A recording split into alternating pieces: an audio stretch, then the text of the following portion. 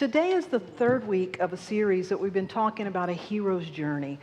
Some of you are probably familiar with Joseph Campbell, the great mythologist, and how he studied different stories and myths and began to see that there's a pattern that you see played out in every life, really, in every great book, in every great movie. And it's about how life takes us to the edge of our comfort zone and calls us to go into a place that's unfamiliar. And then what begins to happen is sometimes there's some kind of challenge that we face, either an opportunity or this real challenge, but ideally we come to discover something new about ourselves, some new power, if you will. Harry Potter is a great paradigm of discovering the power within. And that's what we're all on this journey of discovering and embodying the fullness of who we are. So we've been looking at that this month and using some of your stories to do this. So today when we talk about this, we're going to talk about it and look at it through the context of stretching. Feeling stretched in any area of your life? You feel like one of those Gumby things where it's you've stretched just so far and expanded? Well, they're actually an essential part of the creative process. One of the biggest scientific surprises in the 20th century was the discovery that the universe itself is expanding. And the way one scientist said it, they said, it is as though the very fabric of life is being stretched. It's being stretched. And so the creative process, the birth process, if you're giving birth to something, it requires making room. As a matter of fact, the name Mary, the one who gave birth in the Bible story, means it's about creating space. It's about making space. So creation requires making space. It stretches us. Sometimes the stretching is so rough it leaves marks. Anybody got stretch marks on the spirit? It's, the body, the emotions, the mind, the soul. They can stretch us. And so stretching is a normal part of the creative process for us to be stretched. I think teachers come along in our lives quite often to teach us to stretch. One of the greatest teachers in my life, she's been with me now 12 years, is she's 12 years old, she's less than 4 pounds, and she's a little teeny Yorkie poo that happens to be the cutest little dog on the face of the earth. She's absolutely adorable. And she has stretched me in so many ways. She's taught me so much about love, about patience. She's taught me that I can get up 4 and 5 times in the night and not kill anybody. I can still be okay, that these things, we can do these things. And if you have been around dogs, and I used to have cats, they do it too, but have you ever noticed when they get up, they take their time and they stretch their leg? Doesn't matter how big of a hurry you're in, they're going to stretch the other leg. And it's a good thing that life reminds us that stretching makes us flexible. There's something about stretching. And stretching is very spiritual. Over 42 times in the Bible, there are stories or incidents mentioned about stretching. You may remember one in the Gospel of Acts where the man's hand was withered and Jesus said, "Stretch forth your hand and be healed." Could stretching be a part of the healing process? Does healing stretch us? And then you may remember the story of Moses, when Moses was called to do this great thing, to lead his people, the children of Israel, across the Red Sea. You probably saw Charlton Heston act this thing out. And remember, he's told, stretch out your arm. And when he stretched out his arm, the sea parted and they began to walk across. But what happened? He had to keep his arm stretched out the entire time. Could it be that when we grow into our power, it requires stretching us? That it stretches us beyond the boundaries of who we know ourselves to be? That we're always stretching. And there's another great story in 1 Chronicles about a person named Jabez. Many of you may have heard of the prayer of Jabez or the prayer of Jabez. A few years ago, a book was published and sold millions of copies. It comes from a scripture in the Bible, but they were promoting this as a prosperity prayer, the prayer of Jabez. And the prayer says, "Lord, bless me, expand, stretch my territory." But you have to look at it, really place it in the right context, because what a lot of people don't know, if you look up Hebrew, the Hebrew word for the name Jabez is pain. Pain. And so essentially, can you imagine going to a party and someone says, "Hi, what's your name?" And you say, "Hi, my name's Pain." Pain. Pain. The scripture, it says his mother said, he was born in pain and sorrow, so I named him Pain. So can you imagine growing up with your name as Pain? Well, it represents the pain body and the part of all of us that knows what it is to be in pain. And so as he got older, he said, bless me, expand my territory. Now, what he was saying is, expand, your territory is where you dwell. He was saying, expand who I know myself to be. Expand my self-awareness. Expand my understanding of myself. Let me know myself as one who is blessed and not just one who is born into pain. So stretching is a real part of all of our lives. Today I want to invite up 3 individuals. Sharon Oxendine is going to share her story, and supporting her, Reverend Andy Carlson and Linda Jones are going to come up. And every week this month, I've been sharing a story, and I feel the need to sort of put the disclaimer on the front that these stories are not easy to hear in parts. I believe they're tastefully done, but I ask you to hang in there because life has some painful parts, amen? Life has some things that need to be brought to the light, amen? Life has some of those, and if we can hear these things, what's on the other side is an incredible story of stretching and becoming more than we even knew we had it in us to be. Would you please welcome Sharon Oxendine?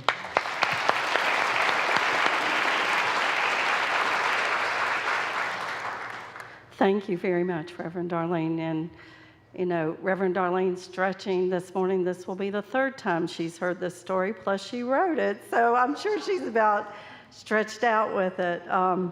Sometimes whenever I look back over my life and my story, sometimes I get a little tired of it because there's so many places in it that just seem to go on forever, and I never thought they would stop. I do want to take a minute to thank all the people who are here. I said this morning I'm so grateful for Cat Williams to be here, her music, and the fact that Cat brought me to this church. Reverend Andy is a brother, and Linda and Kathy are Nita, my adopted parents. My partner Nita is here, my sister Andrea, and my sister Lorette are in the 2nd row, and I thank them for making the journey to come here this morning. My name is Sharon Oxendine, and I'm an elder in the North Carolina Lumbee tribe. Today, I want to share my story with you for the purpose of inspiring hope, healing. I believe we're all on this journey, so the story I'm going to tell today is not just my story, it's your story, our story, it's God's story. And I believe we can help heal and harmonize the world. Sharon's mother and father were both born and raised in Lumberton, North Carolina. They were full-bodied Lumbee Indian. Statistically, Lumberton is ranked as one of the poorest towns in North Carolina. The murder rate is 4 times the national average, and young people are twice as likely as teens in other parts of the state to die before they're old enough to vote. I always say my parents and myself, we were Indian before being Indian was cool. They grew up so very poor, I can't even begin to tell you. They felt so inferior and so ashamed. My father was a strong person. He was the oldest of 16 kids. And so he decided to go into the military so that he could help his family. Sharon's father served in the Army, and when she was born, he was stationed in Fort Jackson in Columbia, South Carolina. Sharon had a brother who was 4 years older than she was. I adored my older brother, Kenny. He was wonderful, and I can still see his face. When he was 7 years old, he was in a tragic accident. And because my father was in the military, he was able to take him to Washington, D.C., where he could get the best of help. 6 weeks later, my father returned home, but he didn't bring my brother with him. He said he would not be coming back. Sharon's brother died on February 14th, Valentine's Day. And then, 11 days later, Sharon's mother gave birth to another baby boy.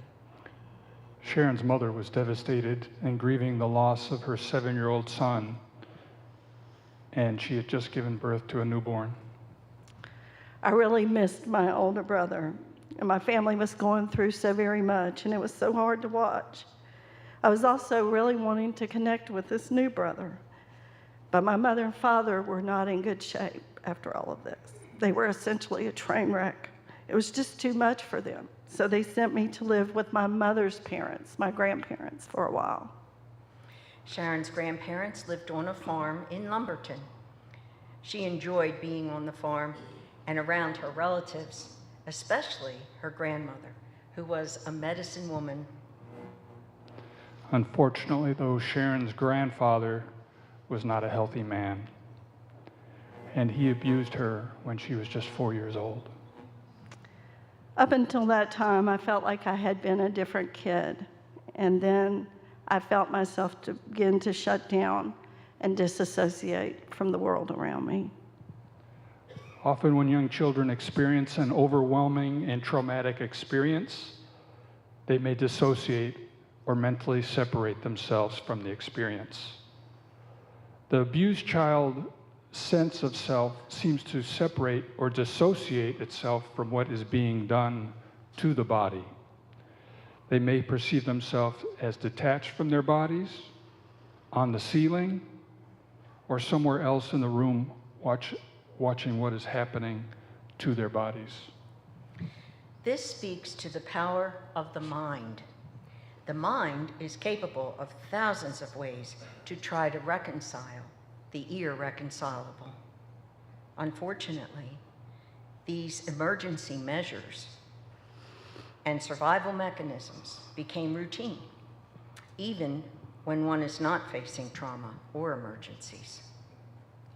Once children have learned to dissociate as a defense mechanism, they may automatically dissociate during other stressful situations or when faced with traumatic reminders.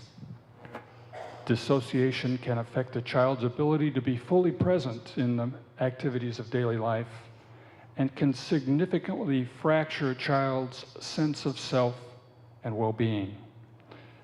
As a result, it can have adverse effects on learning, classroom behavior, and social interactions.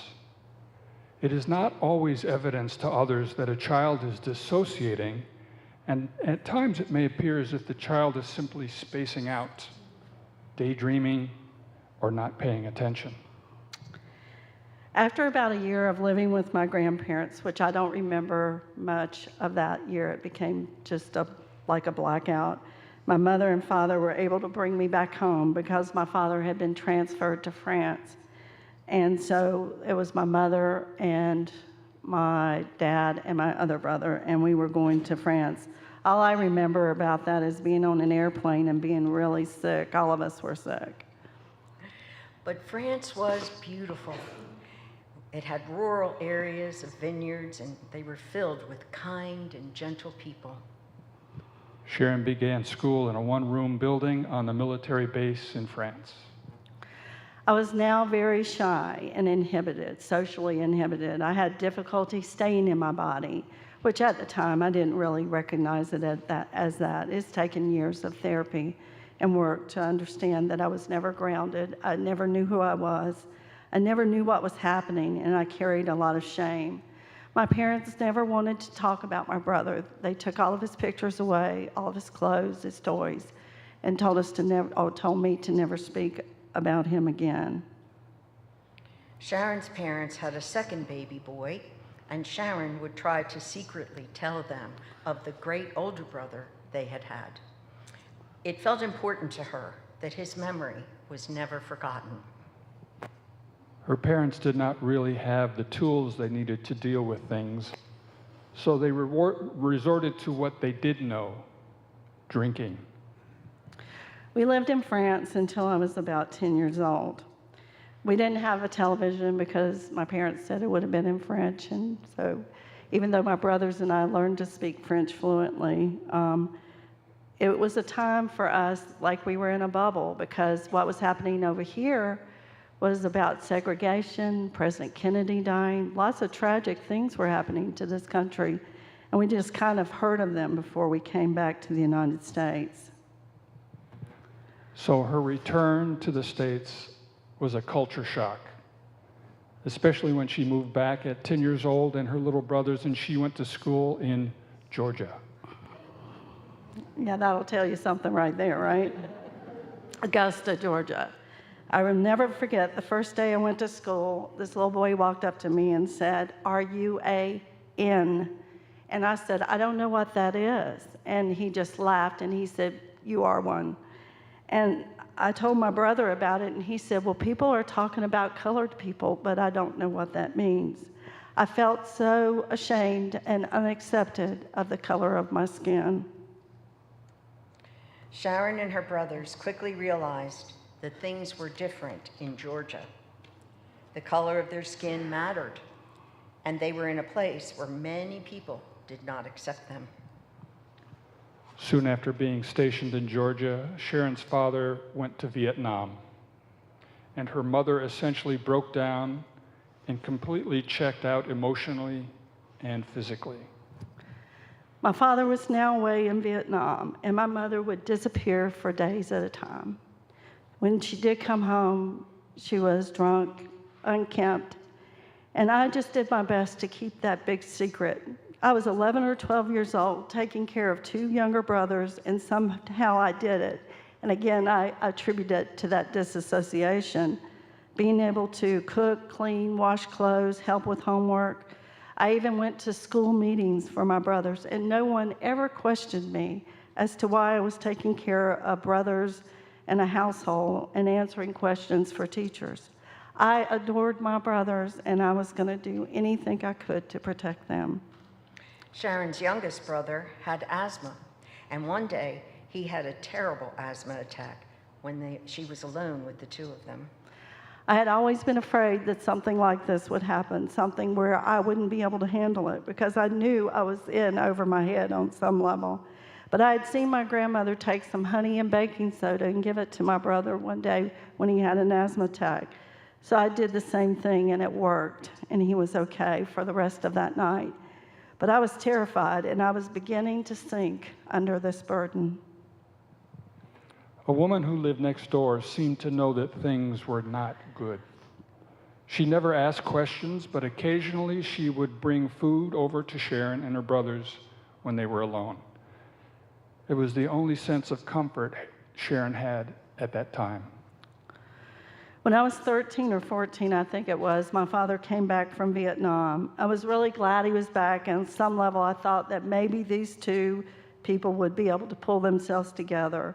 But he came back with PTSD and to a mother who was well in her way of addiction and alcoholism and not in a good mental place. But we all still worked really hard to keep all these secrets going. By the time Sharon was 14 or 15, the pain of her life was starting to catch up with her. She was socially awkward, but she fell into a crowd of wealthier kids at school who had traveled abroad. And because Sharon could speak French and had lived in France, they seemed to hit it off. These kids had the resources to buy drugs and alcohol. So Sharon quickly became immersed in anything that would dull the pain. When Sharon graduated from high school, she was offered a scholarship, but she decided to get married instead. I got married at 17 because I met a really nice man, and I was desperate to get away from home. I did not feel like I could emotionally handle going to college. My husband and I both worked at a fiber plant. We made good money. We had a house, cars, and boats, spent time at the lake. But I hid the fact that I was going to several doctors and getting prescription painkillers and drugs in order to get through life every day. When she was 23, Sharon became pregnant. She stopped using drugs and alcohol during her pregnancy. But the minute the baby was born, she had a cigarette in one hand and a drink in the other. Her husband still wanted to go boating and ride motorcycles on his free time. He did not want to be tied down by a baby, and this soon led to a separation and eventually a divorce. We ended up staying together 10 or 11 years, and I was really ashamed that my marriage had failed. And I knew that I was part of that failure. I wasn't able to connect with other people. I didn't tell my parents that we were separated until almost a year later because my parents really loved him. I realized that I was being driven by so much hurt and shame from my life. The way I responded to anything during this time is I wanted to look like the baddest ass person that I could be. And I realized later that all of the stuff that I was wanting to do, that facade, was nothing but something to cover up the insecurity, the shame, and the guilt, the fear that I had on the inside. So, Sharon attracted into her life the baddest man she could find. I was in a bar one night, and I met a man who looked like a real tough guy, Marlboro type man. He was 20 years older than me, but I knew I just had to have this other alcoholic addict man in my life. So she did just that. He didn't work half the time. He was an alcoholic and an addict. And he was abusive. He beat her. She would wear long sleeves and turtlenecks in the summer to hide the evidence. I know that there were a lot of people that knew that something was wrong with my life. But when you don't live in your body, stuff just doesn't register. So you don't really deal with anything. One night, Sharon's daughter was staying with a friend. So Sharon was partying with her Marlboro man. And he was strung out, and he picked up a gun, and he shot it inside the house. I felt the air from that bullet, and it just missed my head by several inches. I sobered up immediately, walked into my bedroom, locked the door, and called the police. And that was the end of the Marlboro man. Something was finally settling in. I think it was my daughter. She was 7 years old, and I was able to finally start to see I was doing the same thing to her that my parents had done to me. Everything that I had said I would never do. And so I called AA and a therapist and began to work on myself. I spent 2 years by myself, just my daughter and I, working a 12-step program, working as a single mother, and working with a therapist. I realized it was going to take a lot of time to clear away all the wreckage of my life, but I was intending to do this. I had to look at why I had made the choices I had made, and I had to deal with some of the hurt and shame.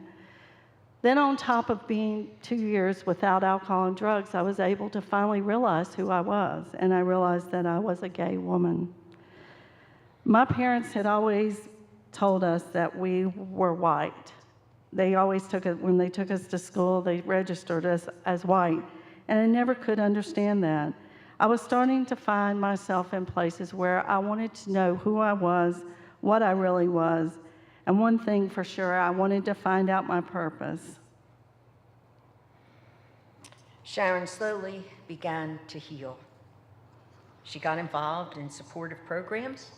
She began to pray and to meditate, and she started finding ways to volunteer and make a difference. Both of Sharon's grandmothers were medicine women. The Native American ways were the only thing they knew. And Sharon was returning to her roots and seeking to understand the great spirit that her ancestors understood. I was finally starting to find some self-love, peace, and joy in my life. One day I went to an appointment and I had the strangest experience. I met someone just by looking at them. I knew I had a connection with them. It felt like love at first sight, but I didn't say anything.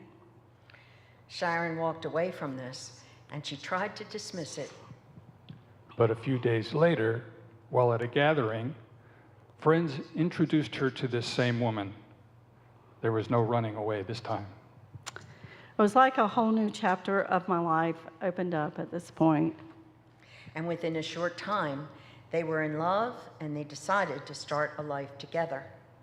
So they moved to Asheville, and they bought a home in Weaverville. It was not easy for Sharon's daughter, so she decided to stay and live with her father and finish school there. Sharon's partner was Cherokee. They shared a spiritual journey, studied with wisdom keepers, and created a wonderful life together.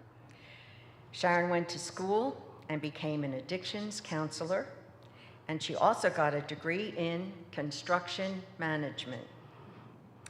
Well, that unique combination eventually led her to become the director of Women's Business Center. Sharon and her partner had been together for 14 years when her partner was diagnosed with cancer. Sharon cared for her, and she went into remission for 3 years. But then the cancer came back, and after 17 years together, her partner died. They had never thought to put their house in both names, and the relationship was not considered a legal marriage. So, overnight, Sharon was a widow and homeless. All of that would have put me over the edge, but thankfully I had spiritual and emotional tools. I had a support system now, and I knew that God was in charge, and I had to trust that I would get through this somehow. At that time in Sharon's life, she was studying with an African teacher, Malidoma Some. He was taking a few of his choice students to his hometown of Burkina, Africa, and Sharon felt called to go, and she was chosen by him. I went with him and a group of other people to study for a month, and this was back in February of 2009. The things I saw and experienced and learned were beyond anything I had ever done before. And while Sharon was in Africa, she was bitten by an infected mosquito. By the time she got back into the United States, she was gravely ill because she had contracted malaria. The malaria crossed the barrier of my brain, and I did not think I would make it, and the doctors didn't either. I remember the first day they walked in and told me that you have 48 hours to live. You need to contact your family. And I remember rolling over in the bed and saying a prayer that went something like this. I'm 50 years old. I've spent about 20 years being sober. That's more than most people in my family ever had. I have a daughter. I love her. And if it's my time to go, I accept this, and I'm ready to go. Sharon then went into a coma, where she remained for 1 month. When she finally came out of the coma, one side of her body had stroked out. She could not read, write, walk, or even eat. Within weeks, her partner was gone, her home was gone, and now her health was gone. I had to start all over.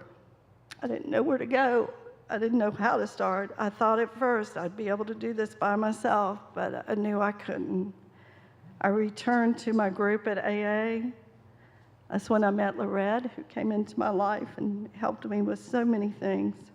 God created a space and time for my mother to take care of me when I was sick, and my mother and I became closer. I had always been reminded of the son she had lost, and she distanced herself from me, especially emotionally. But now she was in a place she was a little stronger, so she helped take care of me. And so the tables were turned, and we returned to having a relationship together. And to the complete amazement of her doctors, Sharon did recover. In many ways, that time was very healing for Sharon, her mother, and her daughter. A few years later, the tables were turned again. Sharon's father had passed away, and now her mother was coming to the end of her life. And she depended on Sharon to take care of her. And that's exactly what Sharon did. Because of all the help I had gotten in my life, because of the program, because of so many people who had taught me so many things, I was able to forgive my parents before they died. I was able to be by their bedside and tell them that I forgave them. I let it go. It was so wonderful to have that time with my mom and my dad. When my mother was dying, I asked her if she thought I would ever really find my purpose. And she said, well, I think you should start with finding a church. And I thought, that's not the answer I wanted to hear. It's been 9 years since Sharon came out of the month-long coma and recovered from the damage the malaria produced in her body. I felt like I was more awake after the coma. I was more self-aware, and I could see that I also had a lot of work to do. I was so grateful to have someone who was a good friend and mentor like Lorette to stand by me. I did not know how I was going to deal with learning how to get over some of the things in my life, like anger and victimization, and I knew I needed help. So I went to a really good therapist also during that time. Over time, Sharon, putting her whole self in, led her to an experience that's called soul retrieval. She worked with great teachers, and she healed in ways that she never knew were possible. Sharon also continued to share her knowledge and to help others. More and more, she was being recognized for her understanding of wisdom teachings and her ability to be a clear channel for spirit. Sharon eventually attracted a new love and a true soulmate into her life, and her name is Nita. She also experienced the joy of becoming a grandmother to one and then two beautiful grandchildren, who, by the way, have her heart wrapped around their little fingers. That is so true. My life has been and continues to be a lesson in love and learning to pay attention. After all that happened, I never thought I would have the courage to love again. It took someone like Nita Owenby being in my life to be the person to help me walk through so much that was left that I had to put the pieces back together. And then there was always my friend and sister there, Andrea Wright. When I was in Africa, one of the shamans looked at me and said, "You are going to live a life beyond your wildest dream." I had just lost my partner, my home, and then when I contracted malaria, I thought, that's not a life beyond my wildest dreams. It took me approximately 2 years to recover from that malaria bout, and I still have problems today, but I can say that she was correct. I am living a life beyond my wildest dreams, and a lot of it has to do with being a part of this tribe here today. A few weeks ago, I met with Reverend Darlene to talk about some things I wanted to share about my gifts. She looked at me and said, "Soul retrieval, does that mean anything to you?" And I had written down the word soul retrieval as something I wanted to talk to her about, because I feel like this may be part of my gift to give back to other people. My mom was right. She said, find a church. It was a missing piece that I didn't even know I needed. I didn't think that I would find some place like this that could actually be a tribe, that could be authentic, that y'all could love me unconditionally, that I don't have to come in here and do anything except show up. And I feel like this is the place where so much more of my healing continues to be.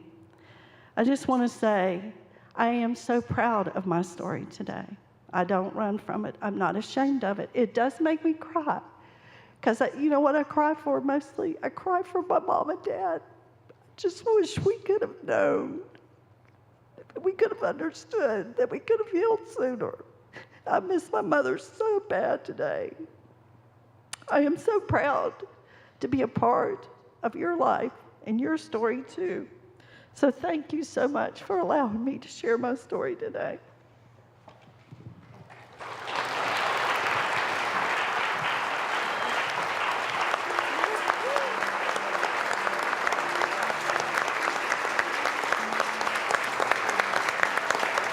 Would you please stand? Would you rub your hands together? Wow.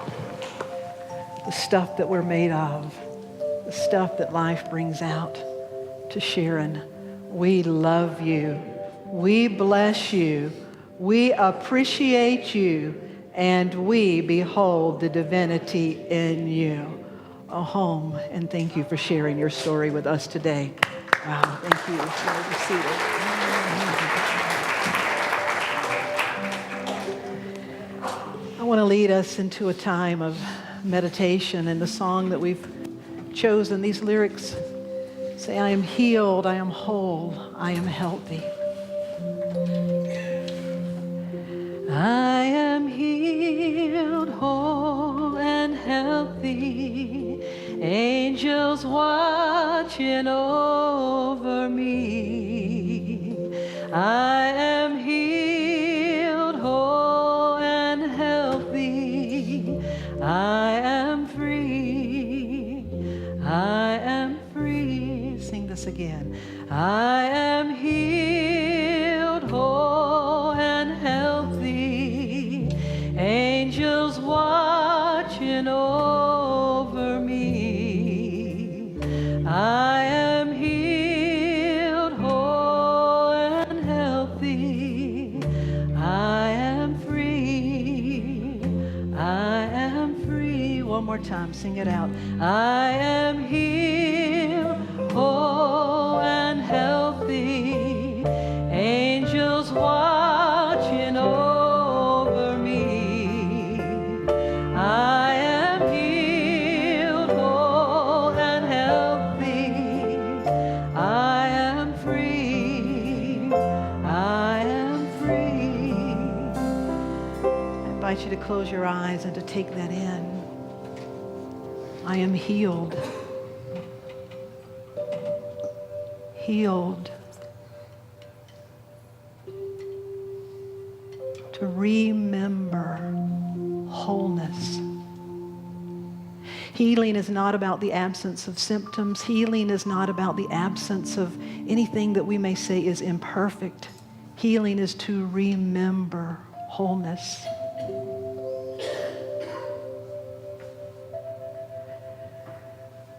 We take a moment to give thanks for our sister Sharon, for the spirit that has taken her through valley and hill, triumph, pain, and joy, and for the willingness and the courage to begin to look back and put the pieces together, to find the blessing that can be found in all things. All things are not a blessing, but a blessing can be found in and through all things. And just as she has chosen to find the gift, to find the blessing, it is as if the pieces of our spirit, of our soul, begin to click into place. It's sort of like we're this puzzle. We're both this picture of the perfect likeness and image of God, and we're perfection. We're like that picture on the outside of the puzzle that's all together, it's perfect. But then when you open it, it doesn't look perfect. It looks like a bunch of broken pieces. Life definitely says some assembly required. To put this piece with this piece with this piece, with the intention of revealing the perfection. Just as the story has revealed the power and the presence of healing in God to use all things to create anew. We see that within our own life. Those pieces that don't yet make sense, may never make sense. We just ask for the gift. And the places in our lives where we're being stretched, we begin to realize that it's so that we may have an expanded sense of what's possible and who we are as an expression of all that is. As a spiritual community, we commit to create this place where love is found, where lives are healed and transformed, where we can sing, I am healed, I am whole, I am healthy, in the midst of whatever the circumstance may be about. My spirit is healed and whole and healthy, and all is well in my soul.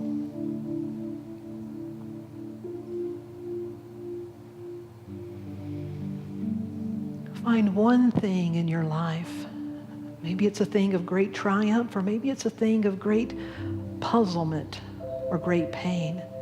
Just think about one thing now and give thanks. Give thanks for what it can bring and has brought and will bring to your life, so that you may be a greater presence of all that you are. And claim this spirit of wholeness. Know that it is seeking to grow you, to show through you.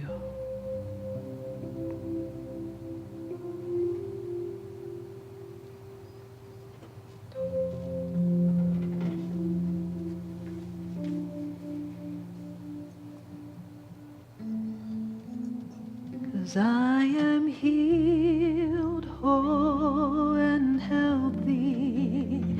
I've got love surrounding me. I am healed, whole and healthy.